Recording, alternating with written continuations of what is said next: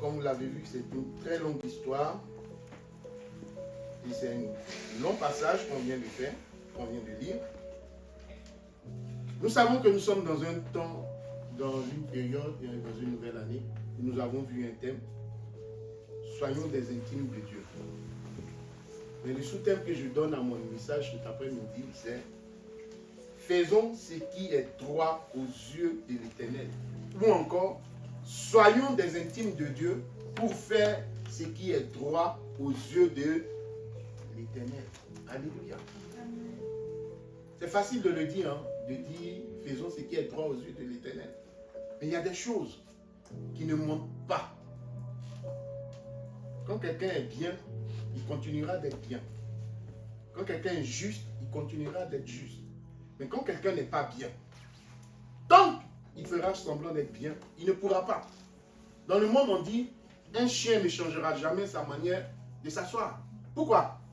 Parce qu'il a pris l'habitude, n'est-ce pas? Parce que de sa vie, c'est comme ça il est. Mais nous, nous sommes appelés à changer, nous ne sommes pas des animaux. Nous, nous sommes appelés à progresser. Parce que nous n'avons pas l'instinct animal. Soit bien même que la Bible dit l'homme animal. Mais il ne s'agit pas du même animal. Est-ce qu'on se comprend? Alléluia. Je pense que ici, nous avons un texte qui parle de... dont il y a plusieurs personnages. Il y a le peuple, il y a le roi, il y a le sacrificateur Jada, et aussi il y a Dieu. Alléluia. Un Dieu divin et invisible. Il se manifeste. Mais dans cette histoire, ce qui m'a été fascinant, quand je préparais mon message, c'est que c'est quelqu'un qui agit, c'est-à-dire le sacrificateur agit un peu dans l'ombre. On a l'impression que c'est le roi qui est en train d'agir avec son cœur. Mais vous allez finir par comprendre que, au fait, ce n'est pas le roi qui agit. C'est celui qui est à côté du roi qui agit. Au travers de qui? Au travers de l'Esprit de Dieu. Alléluia. Dieu se manifeste. Encore. D'où le thème, faisons ce qui est droit aux yeux de l'Éternel. Alléluia. Mais que veut dire faisons ce qui est droit aux yeux de l'Éternel? Nous allons voir ensuite le contraire d'un homme qui fait ce qui est droit. Ensuite, nous verrons les inconvénients d'un homme qui ne fait pas ce qui est droit.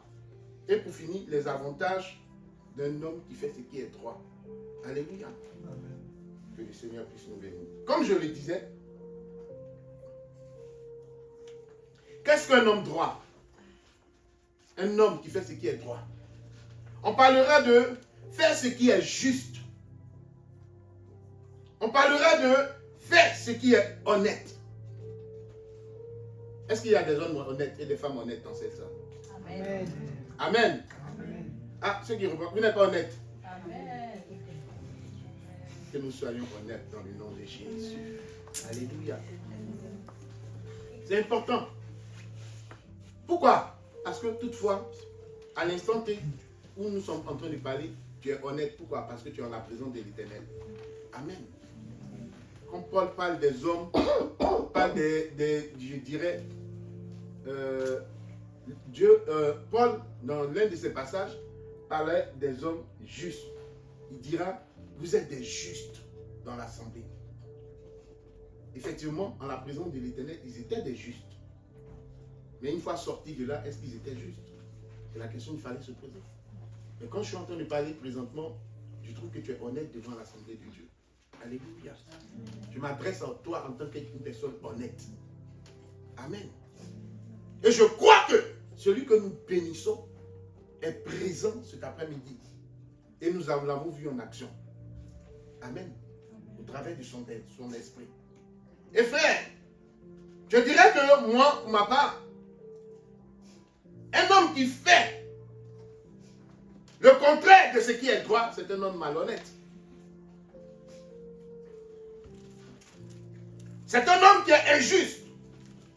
Et la Bible nous dit dans Proverbe chapitre 29, verset 27 que l'homme un homme inique est une abomination au juste. Et celui dont la voie est droite est une abomination aux méchants. Croyez-moi, ce genre de choses arrivent. Il arrive quand vous êtes traité de malhonnête alors que vous étiez juste. Il arrive quand vous êtes dédaigné du regard alors que vous n'avez cherché qu'à aider. L'injuste va toujours voir quelque chose de malhonnête en vous. Parce que vous ne marchez pas comme lui. Parce que vous n'avez pas la même manière de penser que lui. Vous n'avez pas la même manière d'agir que lui. Pourtant, plusieurs vous voient injuste, mais Dieu vous voit juste. Alléluia. Amen. Pourquoi? Parce que c'est Dieu qui a décrété que vous êtes juste. Amen. Et selon sa parole. Je nous encourage à être des hommes honnêtes et justes. Je nous encourage à être des personnes qui cherchent la face de Dieu. Et qui recherchent ce que Dieu désire, non pas ce que les hommes désirent. Amen. Je disais aussi qu'il y a aussi des inconvénients. Des inconvénients en ce qui concerne des personnes injustes. Et il y en a beaucoup. Beaucoup d'inconvénients pour des personnes qui ne font pas ce qui est droit aux yeux de Dieu. Disons les personnes qui font du mal. Ça arrive. Des gens qui, au travers d'eux, beaucoup de choses se font. Et ils accusent d'autres personnes. Mais mon frère, si tu fais par le biais, par ton biais, quelqu'un d'autre fait ce qui est mal, c'est toi qui l'auras fait. Est-ce qu'on se comprend? Il ne faut pas venir activer le feu et puis dire, non, c'est pas moi. Comment c'est pas toi? C'est toi qui as la boîte d'allumettes.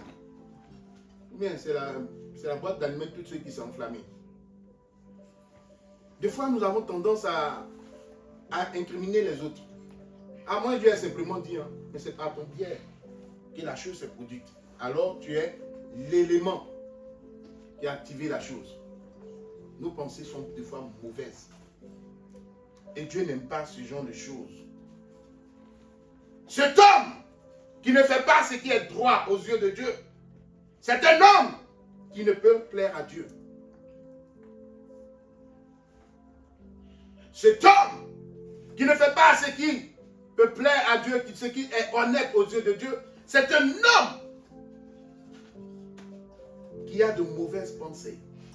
Quand nous regardons dans 2 Chroniques chapitre 24, à partir du verset 7, nous dit que car l'impie Athalie et ses fils ont ravagé la maison de l'Éternel. Je paraphrase. Et ont fait servir pour les Baals toutes ces choses sacrifiées à la maison de l'Éternel. Ils n'ont pas cherché les intérêts de Dieu. Ils ont fait ce qui est mal dans la maison de l'Éternel. Des fois, ces genres de choses traversent l'esprit de certaines personnes. Bon, comme Dieu n'a pas fait ça, je m'en fous maintenant.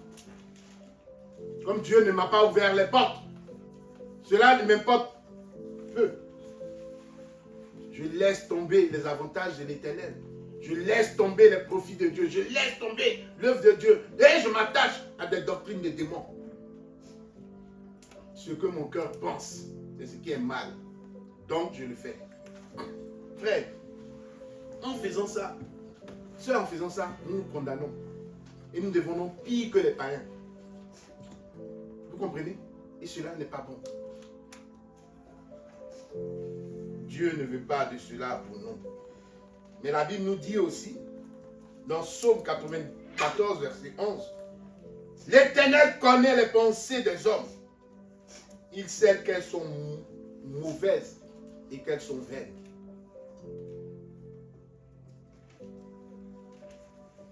Frère, que Dieu nous aide. Comme je disais, un homme impie, un homme méchant, c'est un homme aussi qui n'a pas de bonnes idées. Quand vous regardez des personnes qui ne font pas ce qui est droit aux yeux de Dieu, ce sont eux qui ont toujours les mauvaises idées. Ils sont toujours là pour activer les choses.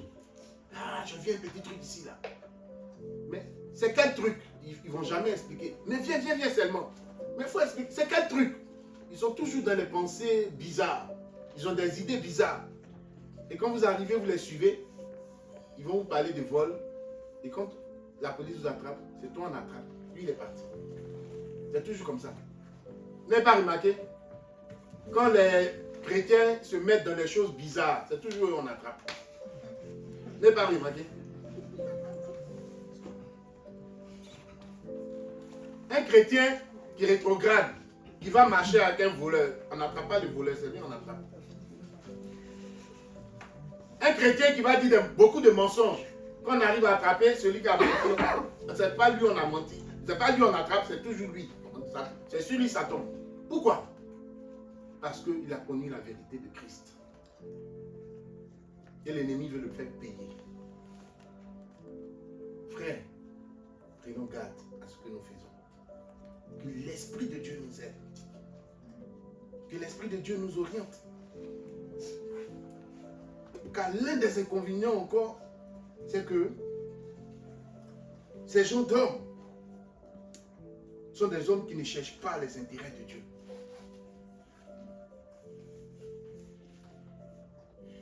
Quand on parle du Seigneur, ah, on t'a fait de Dieu là. Je suis fatigué. Ne me parlez plus de Dieu. Pourquoi? Parce que leurs oreilles sont remplies de beaucoup d'autres choses. Parce que leur vie est remplie de beaucoup d'autres choses. Une fois, je parlais avec un homme de Dieu, et puis il m'a posé la question, tu connais la chanson qui défilait avant en Afrique, même ici? Il y a un certain DJ qui dit, on n'a qu'à devenir fou. Et puis il secoue la tête, on n'a qu'à devenir fou. Il dit, c'est quelle danse? C'est quelle musique qu'on peut danser comme ça? Pour ma part, hein, danser sur une musique comme ça, et tu deviens fou après, on va dire quoi? Tu as ouvert la porte à la folie. Est-ce que c'est faux? Déjà même par le titre, on dit on n'a qu'à devenir fou et toi tu t'en vas danser. Est-ce que tu veux être fou? Mais vous savez, il y a des œuvres occultes qui travaillent dans le secret afin que nous devenions ce que nous pensons. Vous comprenez? Et c'est une vérité. Ce que tu penses, à force d'y penser, ça va finir par arriver.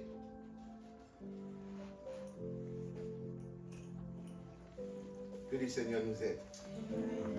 Des fois, nous n'avons pas de belles idées, de bonnes idées. Ne tombons pas dans ces œuvres-là. Car ces genres de personnes n'ont pas d'intérêt pour Dieu. Ce sont encore des hommes qui ne mettent pas de l'empressement à faire les choses de Dieu. Vous comprenez? Quand on demande de venir à l'église, on a tout le temps. Il y a quel temps? Tu regardes ta montre là. Il y a plein celui-là. C'est là, toi tu vas aller acheter ton nouveau jogging ou bien ton nouveau pantalon ou bien ta une nouvelle paire de chaussures alors que c'est l'heure.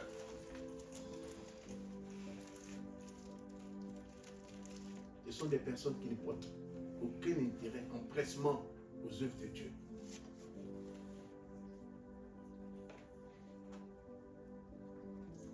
Quand on dit aller à l'église, hey, il y a le dernier iPhone là qui est sorti, il faut qu'on aille chercher.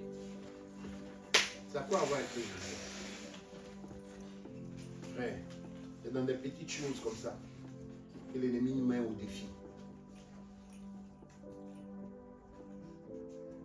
Prêtons attention aux œuvres de Dieu. Mettons-y un empressement. Car la Bible nous dit dans 2 Chroniques, chapitre 24, à partir du verset 5, si quelqu'un peut nous le dire à haute voix. 2 Chroniques, chapitre 24, à partir du verset 5 du moins. Est-ce que quelqu'un peut faire la lecture rapidement? Lorsqu'il se fut éloigné de lui, après l'avoir lancé dans de grandes souffrances, ses serviteurs conspirent contre lui à cause du sang des fils du sacrificateur Jéhoiada. Ils le tuèrent sur son lit et il mourut. On l'enterra dans la ville de David. 2 Chroniques 24, verset 5. Ah, verset 5. Oui. Il rassembla les prêtres et les lévites et leur dit, parcourez les villes, Juda et recueillez dans tout Israël chaque année de l'argent pour réparer la maison. Et toi debout, ma jeune fille. Sœur.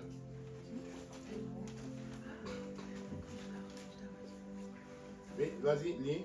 Il rassembla les prêtres et les lévites et leur dit, parcourez les villes de Juda et récoltez dans tout Israël chaque année de l'argent pour réparer la maison de votre Dieu. Je dois continuer jusqu'à... Continue. Menez cette affaire avec Empressement. empressement, mais les Lévites ne montrèrent aucun empressement. Les Lévites ne montraient aucun empressement. Donc vous comprenez, il y a des gens comme ça. On dit, faites, on a fini. C'est là, ils vont prendre le temps. Ils vont prendre tout le temps.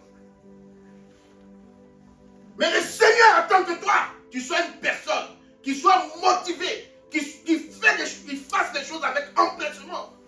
C'est là, il va prendre tout son temps, ou bien il va prendre tout son temps. Il n'est pas pressé, ou il n'est pas pressé. Mais les choses de Dieu se font avec empressement. Non seulement avec intelligence, mais avec empressement. Il s'agit de l'œuvre de Dieu. Il s'agit de la maison, du temple de l'Éternel. C'est là les Lévites vont prendre tout le temps. Frère, dis à ton frère, faisons les choses de Dieu avec empressement. Il n'est pas entendu. Amen. Que le Seigneur soit béni.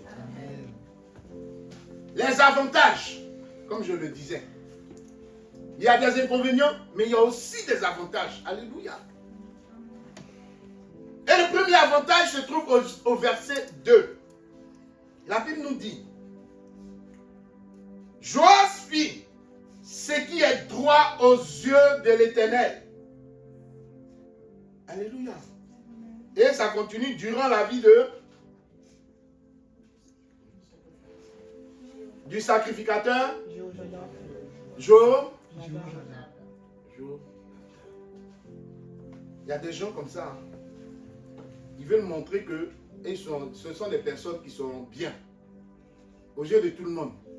Ils sont les premiers à faire ça, à faire ceci. Pourquoi on les voit? Mais en réalité, pourquoi il a fait ça, le roi? C'est pendant la vie du sacrificateur qu'il agissait ici. Ce n'est pas mauvais en soi. Mais si vous lisez toute l'histoire à la maison, vous allez comprendre que c'est un faux roi. Mais le premier avantage, c'est qu'il fait ce qui est droit. Alléluia. C'est ça. Fait ce qui est droit aux yeux de l'Éternel. Mais pourquoi? Ce qui va nous marquer, va marquer notre esprit, c'est que c'est cet impact, alléluia, du sacrificateur Josada qui a permis au roi de se comporter de la sorte, avoir la pensée. Alléluia. Avoir la pensée de réaliser quelque chose. Amen. Amen. C'est l'impact qu'avait Josada sur le roi. Le roi ne s'est pas levé ou agir de la sorte. Josada était un sacrificateur qui avait une bonne vie, un bon témoignage. Amen.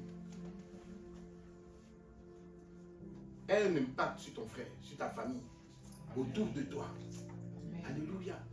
Que ton témoignage ait un impact sur tes voisins, dans ton école, sur tes voisines, au travail, partout. Et qu'on ne dise pas de toi des faussetés. Lui là, c'est le plus grand menteur. Au travail, on te reconnaît en tant que menteur, menteuse, voleur, voleuse. Mais ça, ce n'est pas quelque chose de bien. Alléluia. Et nous voyons aussi qu'au verset 4, notre texte nous dit, après cela, Joab eut la pensée de réparer la maison de l'Éternel. 2 Chroniques chapitre 24, verset 4. Alléluia. Le deuxième avantage, on parle du Josada toujours, c'est qu'il eut un impact dans la vie son entourage, je dirais bien du roi, à développer de bonnes idées. C'est grâce à lui que le roi a commencé à développer de bonnes idées. Alléluia. Tu peux avoir de l'impact. Il faut que ton impact amène les personnes autour de toi à faire quelque chose. Mais si tu as un impact et que ton impact est contraire à ce que désire Dieu, c'est que ça ne vaut rien. Tu ne sers à rien. Alléluia. Il faut que tu serves à quelque chose. Pose-toi la question. Qu'est-ce que j'ai pu faire aujourd'hui? Qu'est-ce que j'ai pu faire dans la semaine qui a eu de l'impact sur mon voisin, dans ma famille, sur mes enfants, sur ma femme? Alléluia. Posons-nous la question. Car c'est ce que Dieu veut. Alléluia. Ne minimisons pas, il ne faut pas minimiser les choses. Des fois, tu peux te dire, ah, moi-même, qu'est-ce que tu peux apporter? Tu peux apporter beaucoup. Pourquoi? Parce que tu es fils et fille du royaume. Alléluia. Dieu a mis en nous quelque chose de précieux. Ne néglige pas cela. Amen. Car vous savez, le nom de Josia, comment il s'appelle? Josadas, en hébreu signifie l'Éternel connaît. L'Éternel connaît. Il sait ce que toi, en tant que tel, en tant que fils du royaume, en tant que fille du royaume, Dieu connaît tes actes, il connaît tes pensées, il sait toutes choses.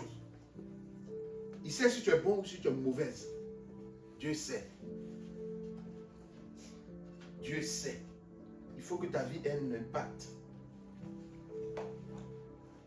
Car au verset 5, comme on le dit toujours, le roi a mentionné de faire de bonnes idées, a mentionné d'accomplir du moins de bonnes. Alléluia. Il assembla, comme dira la parole de Dieu, les sacrificateurs et les lévites. Amen. Il demanda aussi une ordonnance à Judas afin de faire des économies, de regrouper de l'argent pour construire quoi? Le temple de l'Éternel. Alléluia. Et il parla aussi de la dîme. Il parla aussi des fonds, oui, de la dîme. Qu'a fait, qui ça? Moïse. Dans Exode chapitre 18, versets 13 à 27. Vous le lirez chez vous, on ne va pas le lire. Comme nous sommes pris par le temps. Frère, je voudrais nous encourager. Nous, en tant que fils du royaume, aller de l'avant. Mais quand nous regardons, nous voyons qu'il y a aussi un troisième principe. C'est le troisième avantage. Et le troisième avantage nous fait comprendre que un homme qui fait ce qui est droit aux yeux de l'Éternel, c'est une personne qui impacte la vie de son entourage au travers de quoi? À rechercher les intérêts de Dieu. Toi, comment impactes-tu ton entourage? Tout dépendra de comment tu impactes. Alléluia. Si ton témoignage n'impacte personne, ça ne sert à rien, comme je le disais. Prie afin que Dieu te montre comment est-ce que tu dois impacter ton entourage. On ne vient pas impacter pour impacter, frères et sœurs. On vient impacter parce qu'on a reçu. Alléluia. D'abord de par le témoignage, ensuite par les actions. Amen. Prions Dieu. Prie l'Éternel afin que Dieu te montre. Alléluia. Car cela est nécessaire pour ta vie, pour la vie de tout un chacun.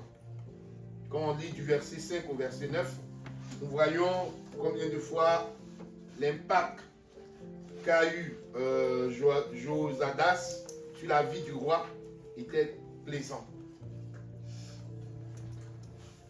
Alléluia. On a vu qu'il assembla les sacrificateurs et les lévites et leur dit: allez par les villes de Juda et vous recueillez dans tout Israël de l'argent chaque année pour réparer quoi? la maison de votre Dieu. Amen. C'est un impact positif. Quatrième avantage, un homme qui fait ce qui est droit aux yeux de l'Éternel, c'est un homme qui impacte. Mais impacte comment? Impacte à mettre de l'empressement. Alléluia. À mettre de l'empressement dans les œuvres de Dieu. Il ne faut pas traîner sur les œuvres du Seigneur. Quand Dieu te demande de faire quelque chose, ne traîne pas là-dessus. Il y a des personnes, je prends des cas particuliers, qui reçoivent une vision par rapport à quelqu'un. Ou soit, quelqu'un doit faire quelque chose pour le Seigneur. Et on vient de leur expliquer, frère, toi, à ton tour, tu es censé faire quoi? Prier. Apporter cela devant la face de l'Éternel. Afin de faire quoi? Afin d'impacter aussi la vie de cette personne. Amen. Tu dois t'empresser de poser cette action-là devant le trône de la grâce. Mais il ne faut pas négliger. Parce que plus tard, ce qui va se passer, c'est quoi? Dieu va te demander des comptes. Si la personne n'est pas venue à Dieu, si cette personne ne s'est pas convertie, si cette personne n'a pas connu le Seigneur, ça devra être de ta faute. Pourquoi? La personne est venue t'apporter une doléance. Parce qu'elle ne connaît pas Dieu. Parce qu'elle veut rencontrer l'Éternel. Et toi, tu as pris tout ton temps avant de réagir. Frère, que ta vie, ton témoignage puisse impacter ton entourage. Aide de l'empressement les œuvres de Dieu. Alléluia. Amen. Que le Seigneur puisse nous aider. Et pour aller vers la fin, j'ai coupé ça en plusieurs parties parce que c'est trop long et nous ne sommes plus par le temps. On va vers la fin. Cinquième avantage.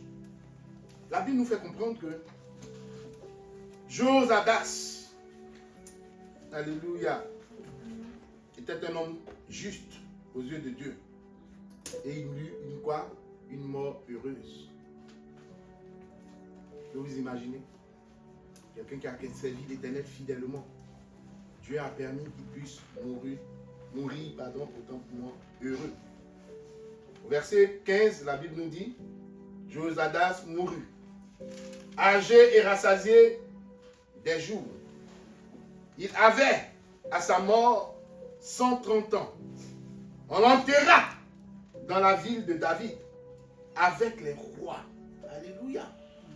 Parce qu'il avait fait du bien en Israël et à l'égard de Dieu et à l'égard de sa maison. Frère, il est tellement bon, il est tellement juste d'agir comme Dieu nous le demande. Et en cela, on ne peut avoir que des avantages. Amen. Avant, quand je ne connaissais pas encore vraiment le Seigneur, comme ma mère dit, la loi de l'Éternel dit, et cette femme encore va me fatiguer. Quand elle dit, mais la Bible dit, mais cette femme-là, vraiment, avec la Bible dit, mais laisse-moi un peu, j'ai dit quelque chose aussi. Mais, pourquoi je ne connaissais pas le Seigneur? Mais aujourd'hui que je connais le Seigneur, laissez-moi vous faire comprendre que les lois de l'Éternel ne sont pas difficiles. Plus tu avances, plus tu demandes à Dieu, Dieu permet que les lois soient beaucoup plus faciles pour toi. Tout part de quoi? Tout part de l'amour et de l'obéissance. Alléluia. Si tu aimes Dieu et que tu obéis à Dieu, tu vas comprendre que, on dit qu'il y a plus de 600 et quelques lois. Vous allez vous comprendre que tout se regroupe dans quoi? Tout se retrouve dans l'amour.